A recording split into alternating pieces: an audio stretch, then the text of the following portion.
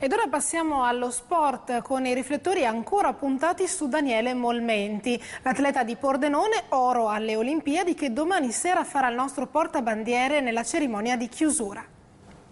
È partito da queste limpide acque anche il nostro campione Daniele Molmenti. Il territorio di Valstagna infatti da anni è votato al canottaggio, sport praticabile qui tutto l'anno senza problemi di siccità o di inquinamento delle acque.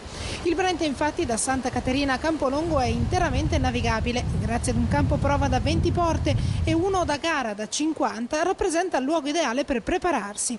Lo sa bene anche la federazione, che ha aperto una sede proprio a Valstagna, cittadina che conta giovani talenti. Proprio in questi giorni infatti uno dei 3 club della zona ha accompagnato la sua giovane promessa in Slovenia, dove si disputeranno i prossimi campionati europei di canottaggio. Uno sport questo adatto a tutti, che sa donare grandi soddisfazioni a chi inizia e ancora di più a chi sceglie la via dell'agonismo.